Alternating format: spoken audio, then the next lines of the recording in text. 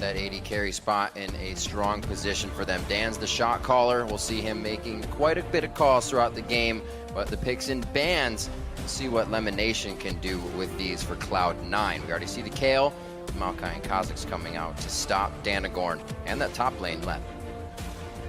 So first 3 bans then already in from Kabum, and Zed, I feel, a good choice to get rid of. We do see though that Meteor's going to have first pick coming his way. They actually take Lee Sin. They banned out Kha'Zix themselves, of course, which was a champion that Meteos ran that last time around. Poppy and Nah playing the crowd a bit. Not sure about that one. As they double lock in and everyone explodes. But no, I think the Lee Sin first pick is just to try and diminish the playmaking potential from Danagorn. Cloud9 feels like the only way they lose this game is if Kabum can successfully pick a bunch of playmakers and then basically, there's a word for this, complete on a bunch of really high-risk plays, convert a bunch of really high-risk plays. Danagorn looking to lock in that Vi. We did see that come in the regionals for him. That's a pretty sufficient ganks pre-6 before getting that ultimate in. He is a very aggressive jungler. Looks like they'll actually leave that one away since they see the Lee Sin already. Take the Thresh and Lucian for the Lifesteal lane. Yeah, I think they'll be happy with that for the first couple of picks, get themselves onto something comfortable here. It's no secret that Minerva is going to be a big part of getting this team going. We'll see how Kabum can translate from these picks into the game itself. For Cloud9 then, jungler already locked in here for Meteos, and what are they actually going to add into this one? Of course, Zed taken away from Hype. I'll see if he actually goes for something for that mid lane in this second round of choices, with a couple of different options being taken off the table. At this point, there's still a hell of a lot open for him. Yeah, I almost feel, Joe, like something has fundamentally changed with Cloud9's pick and ban phase, because this is now 2 games in a row here at Worlds where they're waiting until near the end of the clock. Obviously, the double lock-in is the smart thing to do. Never lock in one champion and then wait on the next, because it will give the other team more time to prepare for your pick. But they're just doing a lot more discussion than they previously would. It used to be everything just shoots back and forth really quickly. They're still getting strong and powerful picks, but they're much more sure or cautious about it here at Worlds than they were in NALCS. Definitely putting a little twist on the thought process Kabum has to choose each champion. They just see it and then they are forced to answer what they have going. Obviously, they do want to create something that will be able to stop Cloud9 and whatever the composition they're putting together, but is it safer for them to kind of just play what they know how to play and kind of go straight down the line with their comfort? I feel like Kabum are going to have to take some calculated risks to pull off upsets in this group. Yep. I mean, I think themselves have got not too much to lose, of course, a massive Brazilian fan base that they have stood behind them. So, you know, pulling out a win here against any of these teams will be a massive deal for them. They decided in their second round to lock in Jarvan for the jungle there for Danagorn, and of course taking Lulu as well. As an example, AHQ picked Blitzcrank multiple times in their group back in Taiwan, mainly because of the playmaking potential. It never paid off for them, but it was still their attempt in swinging team fights in their favor. Thresh is a similar style playmaker. I'm expecting Tanones maybe to just play Orianna, honestly, because he will be able to make plays on that. Cloud9, though, picking their tried and true. Yeah, the Janna goes in for support. See Dan's taking that Thresh. Didn't see it at the International Wildcard Tournament, but they will throw it in for this composition. And Pi gets the Yasuo. We were saying, or I think it was Crepo saying, or no, probably something he can stand on his own 2 feet, as well as carry the game if necessary. So again, he locks in that champion and an all-around huge scaling team into the late game here for Cloud9. Yeah, it's a whole bunch of scaling. Again, the Janna for the safe disengage. That will come in so handy against Jarvan. And I really wonder what Chanones is going to pick against High here. As Freak was saying, he would be the star for this team if one is to emerge. That's right. That Orianna is up. See if that is the choice for them. There's a lot of discussion going on there, back and forth with Kabum, and he will end up playing the Syndra. So Tinone's got to come out big here. I mean, it's a calculated risk in the sense that they don't want to lose lanes. They need to try and control them here. Syndra is a stronger laner than Orianna against Yasuo. We've already seen today Xiao Syndra come out on top of Cool's Yasuo, so it's a matchup that can tilt a little in Syndra's favor. It's a skill matchup, though, with all things considered, but I do not disagree with that pick from Tinotes. Meteos on his Lee Sin, ready to create aggression, as well as Danagorn. Somebody, as we said, likes to really just get in the face of his opponents. I believe this is going to be quite an aggressive game here. As Kabum watching Cloud9 play a little bit safe in their early game. I think they may try to take it to him. Yeah, and that's somewhat of a, I don't know if you can really call it an advantage because it's called Cloud9. We'll have seen Kabum play earlier on as well, but taking those risks, try and set up something a little bit different, something a little bit, surprising from Cloud9's side of things, and try and just throw them off a strong-paced early game, which will, of course, play into Kabum's hands. The question is whether they can translate, even if they pull off something amazing at the start of the game, whether they can actually follow that through and turn that big play early on into a win. That's a difficult thing against these teams that have so much experience. So much of it will have to be with Danagorn's jungle Jarvan, and basically Meteos' ability to neutralize him in the early game. Meteos is coming from a place where he has so much trust in his lanes that the only way they really lose is if Danagorn swings them, so he basically just has to turn himself on to shutting that down. So guys, don't forget that you can vote on Twitter who you think is going to win this game. Tweet hashtag C9win or hashtag KBM win to @LOL Esports, and we'll check out your vote shortly. But for now, we are going to get into game. It's Cloud9 versus Kabum. And can Kabum pull off an upset here against Cloud9? It'd be a massive one at this stage. A massive one indeed. The champion selected Lemonation was able to come up with for the team is very scary. Like we said, that's scaling into the late game, so Cloud9 can pretty much play any game they want with this one. And while I said there's nothing for Kabum to lose in this one, which I really think is true, from Cloud9's side, this is the win on paper that or the game that they'll have been looking at on paper to say, okay, that's a win, and that's a win. Those are the games that could really mean that a tiebreaker happens, or you get edged out of first or second position if you end up slipping up in these, David and Goliath matches. And we know that Cloud9 actually understands the potential for this upset. I've talked to multiple Cloud9 members, and they have legitimate fear of Kabum and the upset potential because they know that Kabum isn't coming into this with the mindset of having to go 4-2 or having to win the group. They're coming in with the mindset that if they win a game, the World Championship is a success for them. And that gives you a lot of freedom strategically and as far as risk-taking goes that could very well play a spoiler for one of these favored teams. Well, it doesn't look like too many risks as of yet. They want to make sure, as we heard the analyst desk say, a strong laning phase. Not thinking that Cloud9 would let up in any one of those lanes, so it's up to Kabum really to get at least an advantage in one of those lanes that could carry, hopefully, Tinotes. And you can see right here, Cloud9 playing no different against Kabum than they would against other opponents, much like they do in the North American playoffs, much like they did against Alliance. They are doing the 80 carry in the top lane to neutralize the laning phase and get Sneaky some free farm. See that Lep is headed up in that general direction.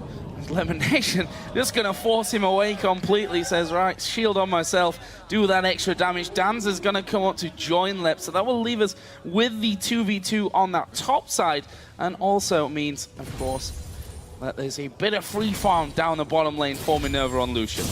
I wonder if that free farm is going to turn into a fast push. The freeze has been broken for him. He can't turn this into an extended 1v0 without getting some turret damage down, and it will actually mean that Balls can pivot down to that bottom lane very easily and pick up a bunch of farm.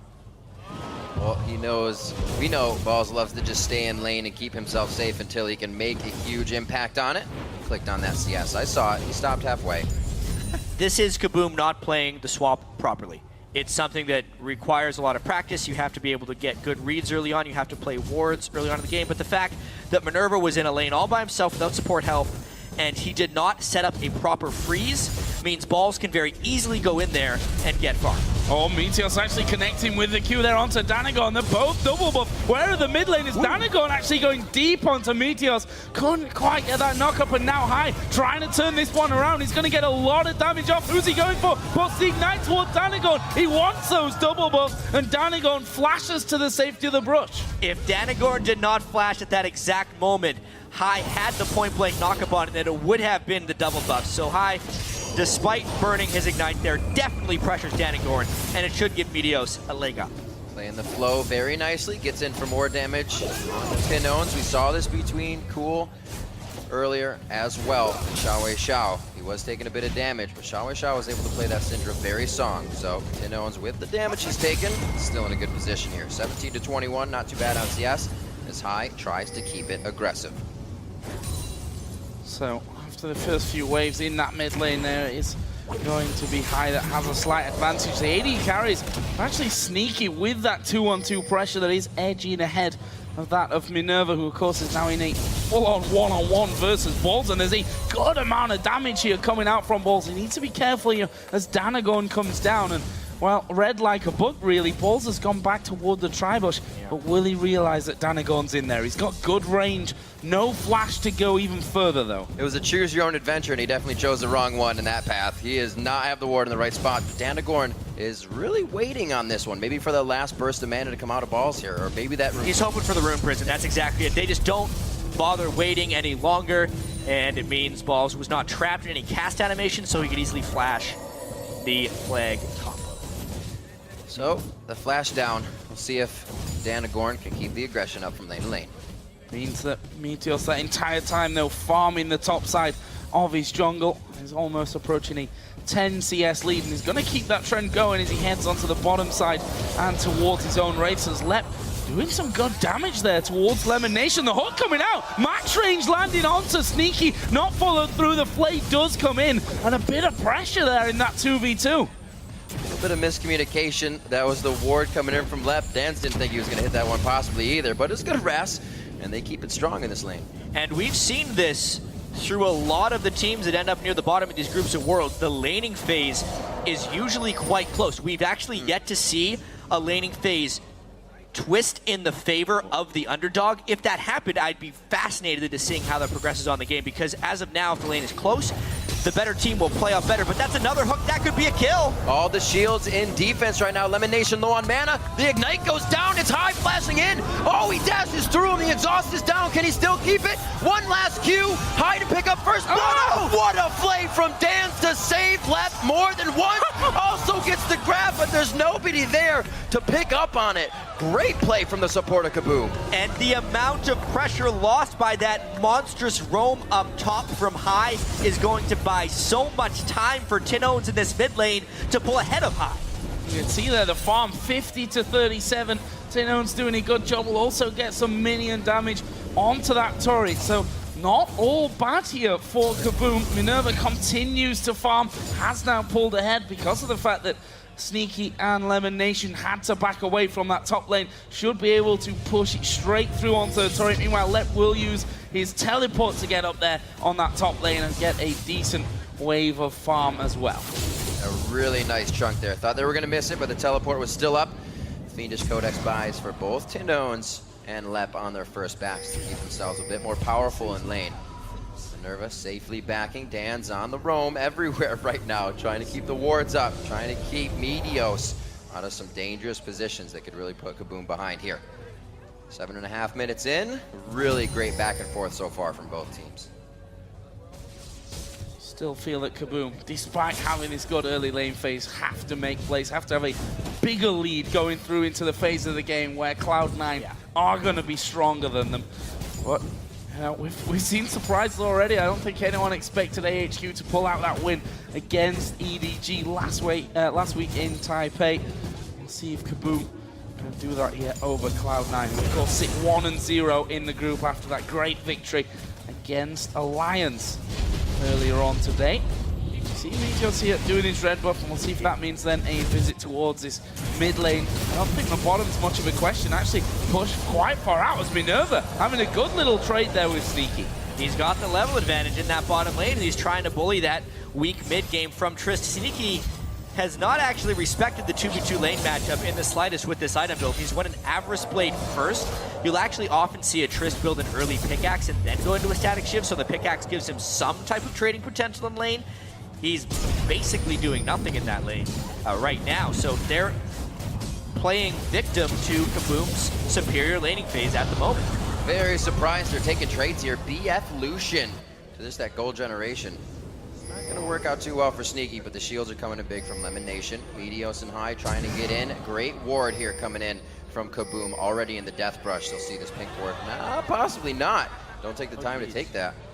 Looks like they're going to try to work something off this. Danagorn, I love it. He sees something and he wants to try and make a play off it. Trying to force that bottom lane all the way through onto Sneaky's tower here as well. Lemon Nation already leaving the lane to get a ward inside of the river and make sure that Kabum don't just go straight in there for that dragon. But with this lane pushing up, there is definitely a possibility of that happening. However, Meteos on the bottom side, just in case a dive comes in.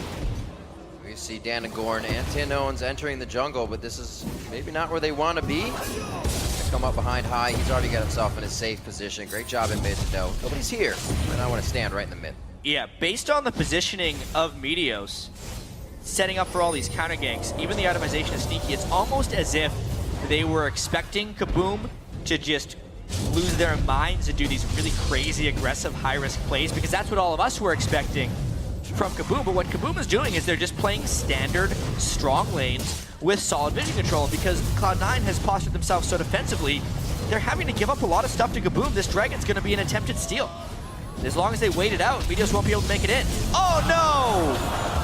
Stolen away there. Meteos is going to pay the price, though. Will go down for first blood, but getting in there nicely. I'm quite surprised that after that ward actually went down, that someone didn't move to the backside to try and block that Q from coming through. But it was a smite, of course, from Meteos that got them that pickup on the dragon. It leaves Cloud9, after all that said and done, not 1,000, not quite that much just yet, 100 or so gold in the lead here over Kabum, 10.5 minutes in. And that bottom lane, once again, going to be starting to push out as Lep and Balls going head to head, and Lep losing far too much health there. He needs to be careful, although Balls is a decently low HP. Yeah, the late game scaling of Cloud9 is vastly superior. Rise plus Trist and the disengage from Janna. But with that being said, this early pressure and mid-game potential from Kabum is pretty great. We'll see what Tinones can do with this double buff on Cinder, because he's out CS High by a pretty big margin. Some of that's from the roam that High did top lane, some of that's now that he has the double buffs, but it's Tinones' time to shine. And we also have Minerva, 95-72 on Sneaky, so they're taking hold when they need to with the damage, putting it in their belts as well. That pickaxe coming in onto Minerva, helping him trade with Sneaky in the bottom lane. Really, we've seen the shield be defensive for Sneaky, not really trade-oriented here. Dan's and Minerva continuously little poke plays. You get seen out by the ward. A little off on his sweeper there. Not a problem. Ping ward going down, and that will mean that Jarvan can come through for that lane gang. They need to clear out those minions, though, because they will have vision on the top side of that brush and may even give things away if they just try and fast push that one. Sneaky actually going out with his ultimate. There's the hook coming in. Goes wide. Lemon Nation will flash away from the flag and drag of Danagorn, and nicely avoided from Cloud9. Yeah, that was some pretty swift play there by Lemon Nation. If any of those spells landed, he was dead to rights, but he burns Flash, does not even have to burn his ultimate, and he escapes that gank unscathed. Using his ult on that. Seems like he'll feel safe in lane still with Lemon. They get that pink word cleared out of their forward brush, and they were able to regain control. Some kind of damage they can put on this. Oh, a little bit of miscommunication. Didn't take the minion out first, but they still pick up a safe lane here. And maybe a roam from Tinones. Looks like they want to get inside the jungle. They don't have too much vision on it, but they do see Meteos here and there. They want to make sure he's not making any of the plays. A lot of aggression coming in. Cloud9 collapses towards the top of Dragon, but nothing comes of it. Yeah, and a very quick flash by Tinones. He knew that he was out of position, and he immediately had to retreat. But with that collapse from the Cloud9 bottom lane, it does expose the bottom lane itself to being taken down. Oh, I think, yeah, left being up a little more than he can chew there. Has to use the wild growth. How to go back at Balls, who will just pop straight through those pots, get himself healthy once again. Meanwhile, the bottom lane, he's still pushing here. Minerva might have gone a little bit too far into this one. Gives a blast back. We did have Danagorn waiting inside of the brush, but Meteos and High both coming around. The point blank Q actually missing there, and Danagorn will just slide over the wall to freedom. Nice grab. The box is down. Lemon's caught in the Cataclysm. Heal comes out from Sneaky, so they are still well within staying in this fight. It's going to be Minerva going down. That's the 80 carry DPS out of the fight. The teleport comes in as well. They're going to know it's going to to be stopped in the top lane, actually. It was left with enough mana, but does he bring in a fight that he does not want? The Spell Flux able to come out and take him down. And just like that, Cloud9 gets 3 for 0. It took them 13.5 minutes to set up a play, but they were able to find one right there. The collapse down from the mid lane worked this time for High, and they just clean up from top to bottom. Almost 1,000 gold lead here with 2 minutes until that dragon comes up. Let's have another look at that one in the top lane. Balls 1v1 stop from TPing and says, okay, then I'll kill you instead. Yeah, I think that was just one of those situations where Balls knew he was already in a favorable position in lane, so he didn't care if the teleport got interrupted. If he gets to teleport down bottom lane, he gets a kill. If Lulu's gonna dare to interrupt him, he'll just kill Lulu. So it was a smart, heady play by Balls, and he gets a killing. Minute and 30 coming in on Dragon. Looks like they will be able to lock down a bit of vision, but Kabum has the same thing in mind. Coming out with a few pink wards. Going to be able to help this out more with sweepers. The orb already grabbed from Minerva. Definitely doesn't want to be caught out in these occasions. Credit as well to Kabum at this point. If you look at the minimap, the bottom side of Cloud9's jungle is pretty much all warded up. There's a pink ward in the side of the red buff and one in the tri-bush there for Cloud9, but still a couple of deep wards out of Kabum. They don't have one in this top lane though, which could be a problem if they decide to dive on through. Let will try and speed himself up. The Q will land. He's going to go in front of him. Wild Growth is used from Let. They get his ultimate and might just be able to finish the tower now. Yeah, but in the meanwhile, Kabum is pushing down that mid lane, using that attack speed from Jarvan. They're answering most of Cloud9's moves pretty well. Well, a little too far behind. Blocking a few, but not all. And such a great early game here. They said the lanes couldn't or wouldn't be won on the analyst desk, but Kabum's doing everything they can to keep the pressure onto Cloud9. We've seen, as you said, Cloud9 play that safe game no matter who they're up against. Seems like Kabum has found that as a way where they can get under their skin. Cloud9 is playing remarkably safe in this one as well. Yeah. I'm actually very surprised that Sneaky decided to go straight for the Static Shiv instead of stopping in the middle for a pickaxe, so he'd at least have some type of trading against Minerva. Now with the Static Shiv, he can be respectable in this next dragon fight, if that's what it comes to. Well, it looks like it will. The dragon just pulled out of its pit. Meanwhile, Lep is going to be having to go on this top turret. He does have teleport available to him if he's going to come down. Minerva will use an early cull in there. They pulled in balls and half-decent damage done to him. There is the TP coming on top one. He's got no HP left. He comes in with nothing, and Cloud9 just kill him off. Bit of a whoopsie. Not a good TP. Not in the slightest. Lep, it probably seemed so good in his head, but he just was not in sync with the rest of the team. Danny Gordon was not initiated. They had no stun follow-up. He just gets blown up. I think Kobe would say something about that. But moving on. That's, 4-1. 17 minutes on the clock. And a 3,000 gold lead is what Cloud9 is looking at right now. They were actually, it's kind of like a mousetrap. They were kind of leading Kabum into where they wanted and when they wanted to fight. They warded up perfectly and they bit as soon as they were able to. 2-1 in turrets. Kabum still has a bit of map pressure on that front, but is it going to be enough to carry them through this mid part of the game? The Rod of Age is already charging. We see a few core items built up on High and Sneaky with the static shivs here, and they're not afraid to start making plays. Feel it's fairly reminiscent of the Alliance game, right? Play it safe, slowly but surely get yourself a lead, and well, if you look down their team comp, that suits them fine. Yes, maybe they're not going to flashy win up in 20 minutes over Kabum, but that's not really what counts at the end of the day. Let once again may be in trouble. That top turret is very low. Actually, Balls pulls the aggro early on. Let uses an early wild growth, and now Danzer's coming in as well with the thresh. What can he do? Whoa! Kick there into both of his teammates, and that should be the end of that one. Not the easiest thing to do. An escape right there. Just getting the geometry just right to knock all three of them up. Because math. Hey, right there, maybe Kabum gets a turret on the backside, but Cloud9's going to really get mid lane and bottom lane out of this.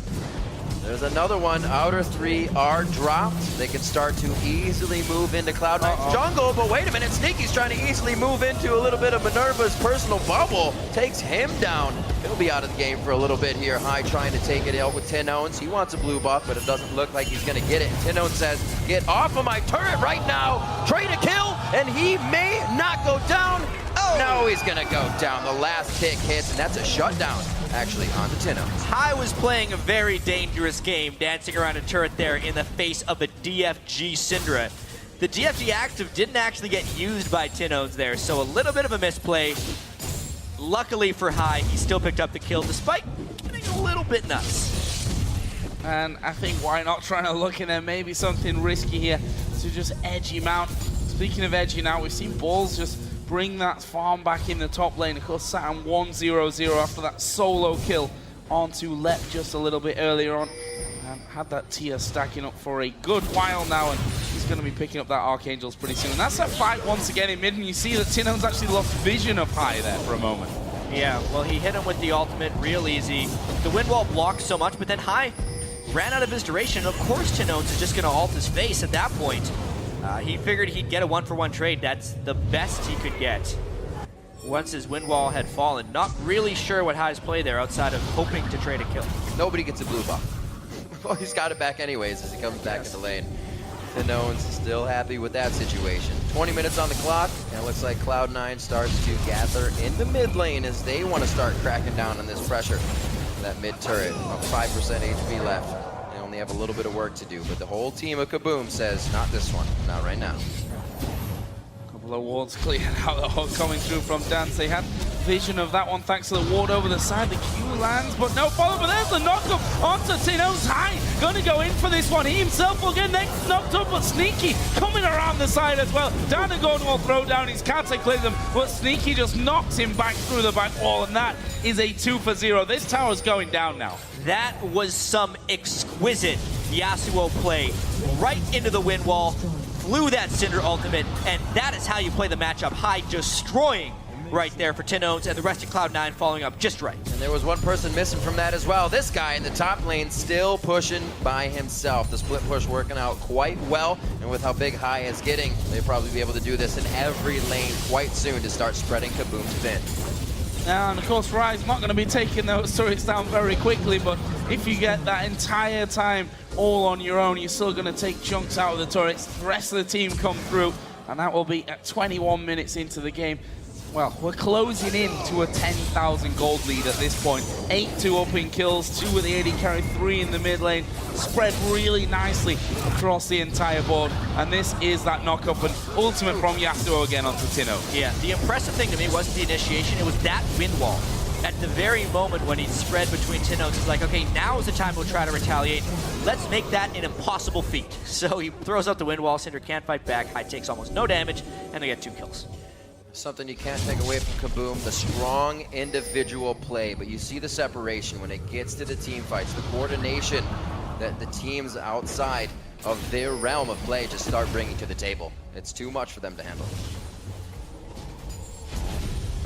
Kabum's trying to set something up here, but can they pull it off? In the end, Cloud9 just push the minion wave through and say, nah, you're going to be hiding around that corner. Let's not fight that one. Ward goes over the top, and that will spot pretty much the entire Kabum team just waiting over the side. Just half a minute until the next dragon comes into play. Cloud9 already set up nicely, clearing out those wards as they come down. And there is the Q actually landing towards Lucian, but he's High that's going on to Danagon here in the middle, and he's taken a lot of damage already. A late Wild Crows will save him, but that pretty much just guarantees the dragon now. Yeah, Cloud9 still playing to a level of safety and caution, but they're turning up their aggression ever so slightly the larger their lead grows. This is only 22 minutes in, but they have assumed control. With the safety we've seen lately from Meteos, the rest of the team, it's really been High the one to start going in hard on these fights. Yasuo allows them to do that a little bit stronger. They're going to go ahead and pick up another dragon within this game, all of them, for that fact. Looks like they are happy to head back right now, take their time, get back into this one. Great warding all around right now. Pink wards are already out. We'll probably see Cloud9 start to move those up as they disappear from their side of the map. 23 minutes in right now, 8-2. Seems like they started to pretty much just clamp down right to the strategy. And Balls might even feel comfortable enough to go full on into Minerva at this point. That Archangel, Rod of Ages, and not often we see Rise being able to split push so effectively, but certainly pulling it off this game. Kabum, unable to really answer him this far up into the game. You see the wards on the bottom side of Kabum's jungle put down by Cloud9. They're even going to be clearing out now over towards the Dragon side. And they've sent Minerva to try and deal on that bottom side of the map with balls. But, well, if he's then pushed away from the tower, he can just TP over towards the Baron or wherever else Cloud9 might be pushing. Cloud9 really holds all the cards in this matchup, and it just, means they can catch people in the jungle. Big hit onto Dance, throws down the box, the disengage, but they know they have what they want. This is almost exactly what happened in their fight earlier. Not a kill's gonna come out of this, but all the pressure that they need to make something happen will. Yeah, I mean, they get people so low here, they're thinking they could just do the Baron. They were expecting Kabum to try and check, but when they realized how cautious they were, they're just gonna start dealing with 2 men. That is a Scrying Orb, though, that will spot them. Minerva's pickup. Waiting off to the side. Actually, stun comes in onto Balls here, but Sneaky off to the side, able to put some damage back. Dan's even stepping forward there, maybe looking for a hook, but Cloud9 already backed away from that one. And you feel like this game really teetering on a knife edge here, where Cloud9, if they get that chance to just nip over and finish off the Baron, or Kabum can actually get in there quick enough. The Scrying Orb a vital pickup at this stage because they just can't keep up with the vision war on that side of the map. No, they're falling so far behind. And one thing that happens when you do Force Sweeper and a Scrying Orb as well is because you're dropping off trinkets, you actually just have to place more purchase wards. They have the double side stone, which should aid in that, but it's just not necessarily keeping up with what Cloud9 is doing. Damcore uses everything to get in. That's a pretty headstrong clear he's got himself going into there. It is going to be, the Lantern gets stopped, but he is able to put his left foot out and do the hokey pokey. Gets out on that, and he gets himself to safety. 26 minutes coming up on the clock. Looking grim for this Baron for Kabum. It looks like Cloud9 wants to throw themselves into this. Just face check and brush right now. You can see how confident Balls is, how far ahead he is right now. Level 14, and it's just about the highest in the game besides Sandos. It's actually just recalling there. There's a wind wall coming down. Will stop most of the culling. Leaves minions still alive underneath the tower, and Cloud9 just walking in for that one. Will take another inner turret. Leaves just the base left alive now for Kabum. That 10,000 gold lead is just moments away, you feel, for Cloud9. There's Lep spotted by Meteos. And if you look at the minimap as well, it's pretty much all blue at this stage. Only really got that Scrying Orb to work with, which is going to be coming off cooldown and will probably get forced into being used in just a moment. Meteos actually waiting off to the side here. We'll see if he can get in for a cheeky little pick. Cloud9 definitely not letting off the gas here. Kabum is hoping to get some type of pick with that Deathfire Grasp onto Tinones. Just one kill to hopefully create more of an advantage, but it's the other way around here. Cloud9 is definitely the ones dictating because you don't actually get catches without vision control. That's where it all begins. Cloud9 holds all that. And it's hard. You have High initiating as well with the Guardian Angel. Their catches kind of be for naught if they use everything onto him, and High can really force that to happen. Goes into the minions. He's going to get his Qs here. Might just initiate his own fight, but they are using this to push the team back left just on the outside. Hiding behind his wind wall there, they managed to catch out Danagon. He will go down. There's a 3-man ultimate coming out from High. Good stun back though. Guardian Angel will bring High back to life. The hook comes through. Actually hits Lemon Nation. I don't think that was the intended target. He was trying to time High's regen, and that will be 1 man down on either side. Hey, they got a kill, still counts, but now Cloud9 is trying to push on. Sneaky is a monster. Oh, Sneaky indeed, tearing through the base by himself, looking for Lep. Gets his reset to jump out of this one. Lep's doing everything he can. He just wants to kill. Whimsy speed up. Will he be able to lock it down? Meteos says, eat my foot, and he's going to be out of this one. Minute left onto Dragon. That's not Baron. And it looks like they may actually just decide to walk this one out. Dragon can go to Kabum. Cloud9 knows what they want the rest of this game. Yeah, nice stun there by Tinones to prevent that dive from becoming more painful. Obviously, High landed a pretty good stun there, and a cool little thing before that fight. Cloud9 had all 5 pink wards down on the map. Every single individual had a pink ward that was unkilled, and Kabum had 0 of their own. But they've since pushed out, gotten 1 of their own down, and they're trying desperately to clear a few of Cloud9's. Utilize the time, didn't even need to scan that. Oh, Check out if any green wards are down. Danagon gets another pink taken away, and some vision of his own in the back of that Baron pit. Well, Cloud9 did go back, of course, shop up from this one. No, I'm not sure that's really what Danagon really needs at this stage. They're going to take a lot of damage from this one, and actually has to wait for his flag to come up to get out of the pit. Disaster. A little bit of a whoopsie there. They're able to get him out safely, but that means their jungler is very hurt for something that Cloud9 has wanted to do for a while now, and that's Baron. They're still going to proceed with extreme caution, however. The only way Cloud9 loses this game to Kabum is through a miraculous Baron steal or a Baron fight gone wrong, so they're going to control their expectations. They know they have 6 turrets down. They're going to make sure they have vision containment, and then they would go for Baron. With 30 minutes on the clock, Cloud9 has a 10,000 gold lead, one of the biggest they've had here coming in with their 2 games. But it is meaning that they know to put their foot down, like you said, Jack, keeping that pedal to the metal, and now attempting the Baron. Elimination on the outside for a full amount of disengage. There it is. Oh, Meteos over the wall. I thought that was going to be high as well. He gets himself back in with a safeguard, easily taken on Baron. Lemon's forced to flash. Balls now, it takes the defense on trying to stop them from getting into Baron. Really slick Lee Sin play there by Meteos, jumping out to kick Danagorn away and then just flying back inside the pit because Lee Sin. And then Lemon Nation aided a little bit as well to blow him back away. Danagorn had no way of getting into the pit. Keeping them completely under control here. Cloud9 looking to make 0 mistakes on their way to another victory. And currently have a massive gold lead. We've just gone past the half-an-hour mark in this one.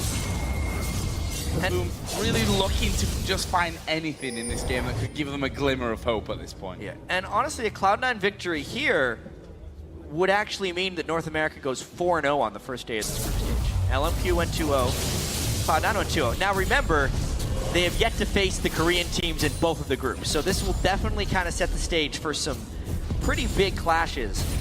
Heavy favored Korean teams versus LMQ, definitely not expected to go 2-0 today, but early showings is a strong show for North America here in these groups. A lot of momentum that they would need as the fans consider it to go against those teams.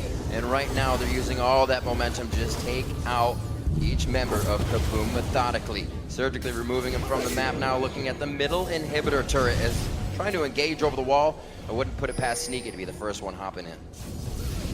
Going to wait, at least for now, for that next minion wave to come around. You can see Meteor stepping forward high. Will also get up in Kabum's faces, but they take that inhibitor turret without any push back from Kabum. The inhibitor itself will go down. And to be honest, Minerva's still down for 15 seconds here. I mean, if Cloud9 can get the right kind of fight, I don't know why they wouldn't continue to push on, aside from it being a little bit too risky. Not many minions to be working with right now for Cloud9, but they are definitely staying in that risky position. Midwave is just on the front step of Kabum's base, and they have everything in HP and Baron buff and stats that they need to continue this fight. The next wave coming in, they're going to basically force Kabum into doing something aggressive. Windfall, this is just like an inhibitor turret at this point, except behind it is a Nexus. There is the second Nexus turret going down as well. Kabum got no defense left alive. High gonna jump straight in there onto Tinos. Get 1 kill, but they're focusing the Nexus down. And Cloud9 gonna be picking up their second victory of the day. Couple of kills still left to be had here at the end, but they will finish it off. And a convincing win once again for Cloud9. And just like that, it was over. What seemed like a very slow start from Cloud9, potentially a little scary when Kabum started getting some niceness in the lanes. Cloud9 kind of turned it on. They knew they had the strong mid game. They had the Janna for the... They didn't have the strong late game. They had the Janna for the mid game. And they definitely had the strategic advantage and the confidence to close this one off right. Able to stave off a bit of that Danagorn aggression from lane to lane on the Jarvan. Pretty much banned out a few of the junglers he would like to use this game. Boom, doing what they